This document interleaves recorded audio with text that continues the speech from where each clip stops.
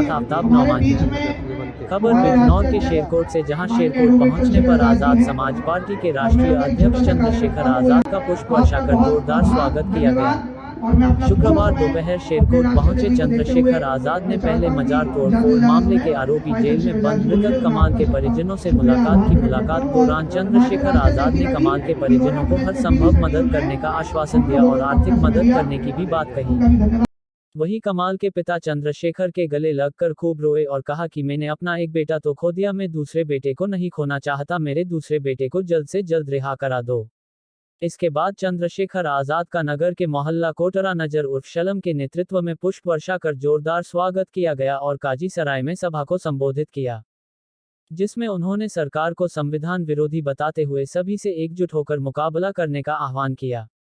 चंद्रशेखर आजाद का उपस्थित लोगों ने भव्य स्वागत किया। इस अवसर पर जिला पंचायत सदस्य, संस्थापक सदस्य असपा विवेक सेन, शहजाद खान, मोहम्मद अरशद, मोहम्मद शबी, इस्माइल, हाफिज अफजाल अंसारी, नईम अंसारी, तारीफ अंसारी, रियासत अलवी, वसीम कुरैशी आदि उपस्थित रहे। बिजनौर दस्तक के लिए शेरकोट से अदनान राइन की रिपोर्ट। इस खबर में फिलहाल मेरे साथ इतना ही। अपने शहर व जनपद की हर छोटी और बड़ी खबर देखने के लिए जुड़े रहे बिजनौर दस्तक के साथ। सभी कार्यकर्ता, मंडल के सभी हमारे नेता, यहाँ उपस्थित शेरकोट की महान जनता, दुश्मन की नींद खराब कर दो। अजीम भाई, छोटा भाई, हमारा नौजवान, मैं आप सबका दोबारा से शुक्रिया अदा करता हूँ। मैं चाहता हूँ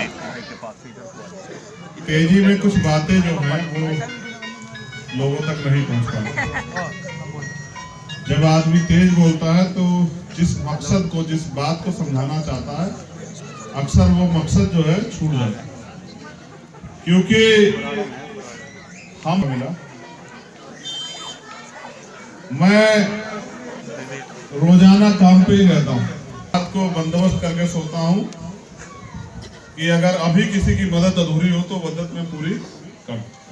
और जब सुबह उठता हूँ तो सबसे पहले देखता हूँ कि रात में मेरे सोने के बाद किसी को तकलीफ तो नहीं हुई, किसी कोई समस्या तो नहीं अधूरी रह गई। फिर सुबह उठ के इसी काम पे लग जाता हूँ। मेरा यही काम, मुझे जो कुछ मिला इसी काम को करते मिला, मुझे जो सम्मान, प्यार, पहचान मिली इसी काम को करते मिली। और आगे मैं इस लड़ाई को अपने साथियों के सहयोग से और आगे बढ़ा रहा हूँ। तुम्हारे साथ भी होगा तो ऐसी लगाई होंगी तो मुझे 250 लाठी। तो मेरी रीढ़ की हड्डी में गैप, L4 L5 में 7 mm का गैप। अभी मैं उतरा तो शायद झटका। प्रयास करते हैं मुल्क आगे बढ़े, तरक्की करे, प्यार बना रहे, ये मुल्क की कभी कहीं जो है कहीं से कमजोर ना हो, लेकिन फिर भी देश में सत्ताधारी दल जो है वो प्रयास में लगे किस तरह से हमारा वजूद खत्म हो जाए। देखो, कल 26 जनवरी, इस बात पे आप मौजूद साथी जो है ना वो एहतराम करें। नारे लगानों से शायद कोई इस देश, और हुए किसकी वजह से है? हुए आपकी और मेरी कमजोरी की वजह से। जैसे भाई ने कहा ना, भी मुत्तहिद रहो। हम मुत्तहिद होते भी तो है उस व्यक्ति के साथ जिसको हमसे कोई मतलब ही नहीं है, जिसका मकसद है कि वो आपको धोखा देके यहाँ से आगे बढ़े या ना बढ़े, चला जाए। उसके बाद 5 साल आप उसे ढूंढते फिरो। 23 शुरू हो गया, 10 साल हो गए मुझे। आप सड़कों पे कहीं भी ढूंढ सकते हो। आपको 10 साल में मैं कहीं ना कहीं लड़ता भी हूँ और आगे भी। अभी 10 साल का तो टारगेट है कि पूरे 10 साल तो रखना नहीं। इस लड़ाई को लड़ना है, क्योंकि कोई लड़ नहीं रहा। सब लोगों के मुंह पे ताले हैं। कोई सीबीआई से डरता है, कोई ईडी से डरता है, कोई इनकम टैक्स से डरता है, कोई मुकदमों से डरता है। मैं भी डरता। जो बुनियादी अधिकार हैं वो भी नहीं दिए सत्ताधारी दलों ने। रोटी कपड़ा मकान के लिए लोगों को संघर्ष करना पड़ा। हमें अवसर मिलने पे हम नौजवानों के लिए सबसे पहले रोजगार, जो हॉस्पिटल हैं जहां वास्तविकता में इलाज मिलना चाहिए, लेकिन पैसे कमी के कारण जो है, पैसे वाले लोग तो इलाज करा लेते हैं लेकिन गरीब लोग जो है बेबस हैं। इन जो बुनियादी सुविधाएं, इन पे सबसे पहला जरूरी काम करेंगे कि ठीक हो जाए। सबसे पहला फोकस आपका इन्हीं चीज़ों। हाँ, उसके साथ तरक्की के लिए सबसे ज़्यादा जरूरी है शिक्षा। तो जितने सरकारी स्कूल हैं उनको इतना बेहतर बनाएंगे कि उनमें गरीब के, अमीर के, सबके बच्चे मुफ्त में शिक्षा ग्रहण करें और तरक्की करें। हम पढ़ लिख के ही रोजगार भी कर सकते हैं, नौकरी भी कर सकते हैं, विदेशों में भी जाकर तमाम तरह के अवसर पैदा हो सकते हैं। तो जब ये बुनियादी काम इस देश में होगा और न्यूनतम वेतन हर व्यक्ति के लिए, जो व्यक्ति चाहे मजदूर हो, किसान हो या जो है जो बेरोजगार भी, सरकारी कमी कारण जिनको रोजगार नहीं मिला, उनके लिए न्यूनतम वेतन जो है हम लोग तय करेंगे। कोई आदमी भूखा ना सोए इस देश में। तो बहुत सारी चीज़ें करने बताने के लिए तो पूरा दिन लग जाएगा।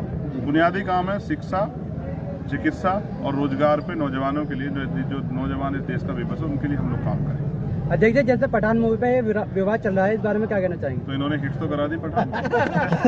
मुझे लगता है सबसे बड़ा बिजनेस किया एक दिन का। बेसिक ये है, एक गैंग यहाँ सक्रिय है जिसको सत्ता का संरक्षण है, जो सिर्फ ये साबित करना चाहता है कि वो जिस विचारधारा को चाहते हैं वही इस देश में चले, जबकि ऐसा नहीं हो सकता। भारतीय संविधान सबको समानता अवसर देता है, सबको जो है सबकी बात रखने का अधिकार देता है। उसको छीनने का जो प्रयास हो रहा है, उसको दबाने का प्रयास हो रहा है, जितना दबाओगे उतना ही हिट हो जाएगी चीज़। यानी आप ये कहना चाह रहे हैं जो बाइकाट गैंग है इसको सीधे सीधे सत्ता का संरक्षण है? आप देख लो बाइकाट गैंग का जो इसका बाइकाट गैंग का जो एक नेता था वो बीजेपी का जो है गृह मंत्री है मध्य प्रदेश में। जनता ऐसे आने वाले चुनाव में भी इनसे नहीं रुकेगी।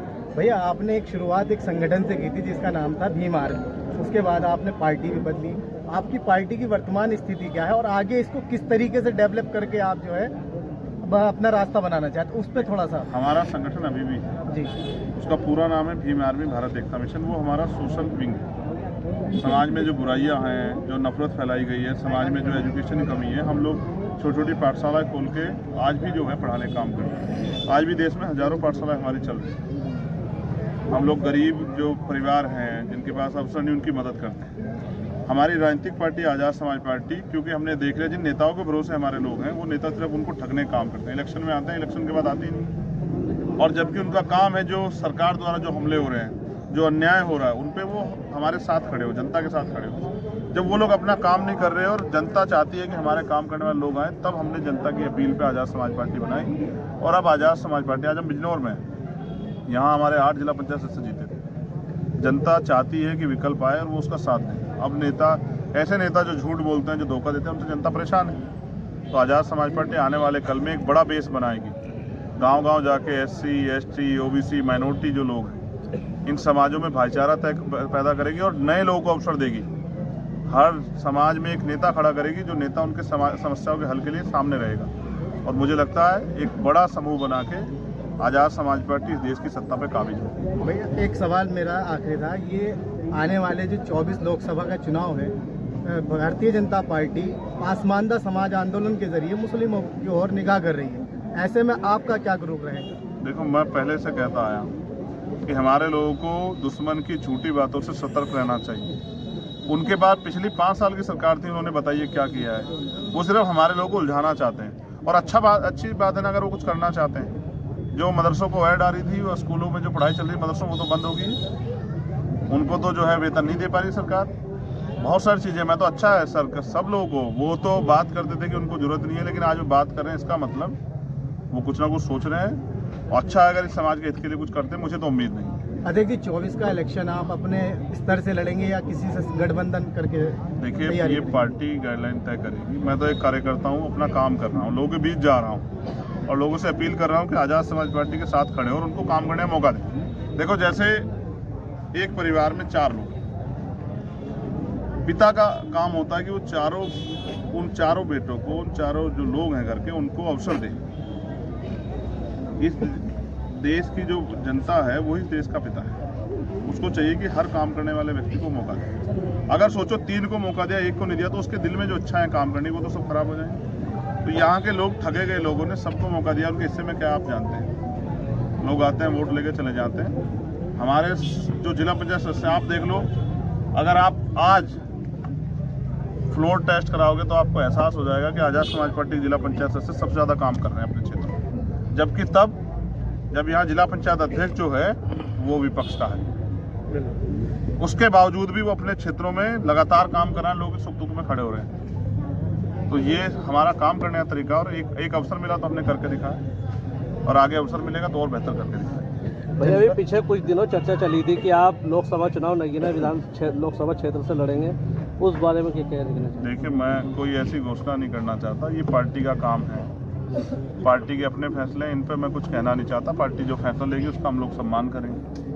पार्टी कहेगी लड़ना है तो पार्टी लड़ेंगे, पार्टी कहेगी किसी और स्टेट में जाके वहाँ बहुजन समाज को ताकतवर करना तो वो काम करेंगे। पिछली बार तो आप बाबा जी को हराने के लिए गोरखपुर गए थे। देखिए मैं तो फिर अब बीजेपी के सबसे ताकतवर व्यक्ति से टकराने के लिए मैं गया था, क्योंकि मैं चुनाव में 20 दिन पहले गया तो परिणाम मेरे पक्ष में नहीं आया। मुझे खुशी है कि मेरी वहाँ जमात जब्त हुई। मैं गिरा और गिर के फिर उठ खड़ा हुआ। मैंने सीख ली कि अभी बहुत कुछ सीखना है। मैं हारा नहीं। हारता वो है जो गिर के खड़ा नहीं होता। तो मैंने तो मुख्यमंत्री को बताया कि अगले आने वाले समय में हो सकता है मुझसे सामना हो, सतर्क रहें।